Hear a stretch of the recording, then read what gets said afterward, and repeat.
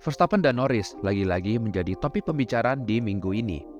Duel Verstappen dan Norris di Meksiko kemarin menimbulkan banyak perdebatan di sosial media tentang gaya membalap Verstappen memasuki akhir musim ini, dan diklaim oleh Lando Norris aksi Verstappen ini sangat berbahaya. Verstappen yang berduel dengan Norris di GP Meksiko kemarin dihukum 20 detik penalti oleh FIA akibat mendorong Norris keluar trek dan menyalipnya di luar trek. Sebelum menyampaikan lebih jauh, kami akan memberikan opini terkait spekulasi yang terjadi di duel tersebut. Pada balapan kemarin, Verstappen membiarkan Sainz menyalip dengan mudah dan tidak mengambil resiko terjadinya crash dengan Sainz saat bertahan. Bagi Verstappen, tidak peduli ia finish di posisi berapa, yang penting ia dapat finish di depan Norris atau tidak membiarkan Norris untuk menang. Karena secara kecepatan, RB20 adalah mobil tercepat ketiga di grid, di belakang McLaren dan Ferrari. Spekulasi kami melihat manuver Verstappen di GP kemarin adalah intensional atau memang bagian dari strategi Verstappen.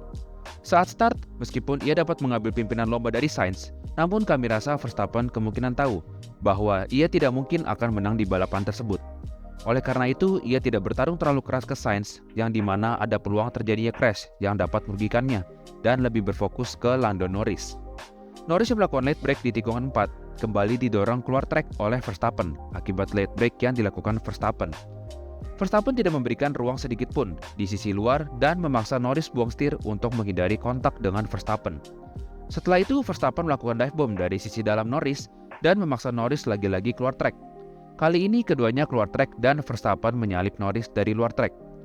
Perlu diingat, seperti yang sudah kami sebutkan di video sebelumnya, overtake di luar trek adalah hal ilegal dan Verstappen sendiri juga mengatakan hal yang sama, yaitu, "Itu aneh ketika kalian dapat menyalip di luar trek." Pada kasus di GP Meksiko ini, sama halnya dengan GP Austin kemarin, yaitu pembalap yang menyalip di luar trek. Pada GP Austin, Norris menyalip Verstappen di luar trek dan dihukum penalti 5 detik. Kali ini gantian, Verstappen yang menyalip Norris di luar trek. Kami rasa Red Bull dan Verstappen tidak bodoh dan sudah mengetahui hal ini akan dihukum penalti.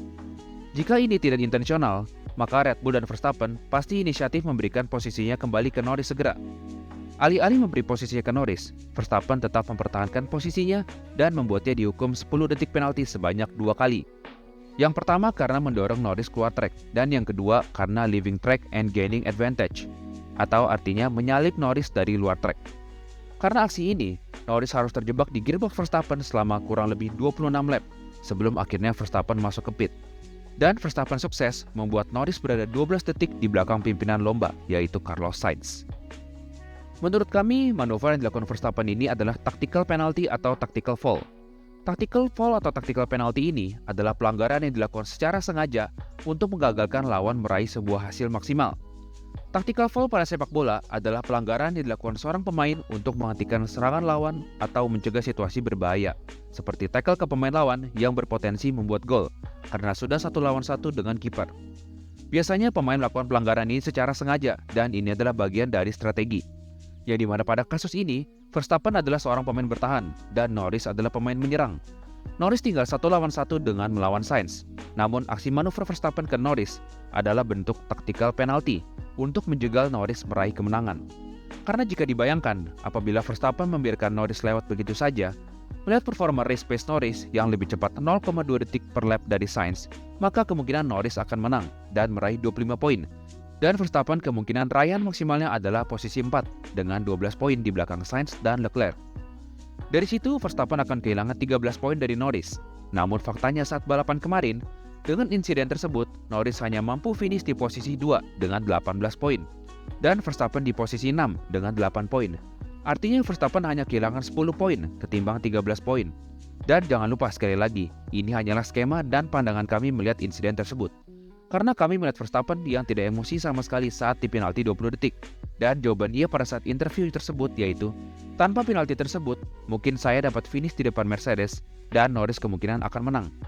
Karena menurut kami, melihat karakter seorang Max Verstappen, ia tidak akan membiarkan lawannya menang begitu saja dengan mudah. Banyak pihak yang tidak setuju akan hal tersebut. Melihat manuver yang dilancarkan oleh Verstappen sangatlah berbahaya.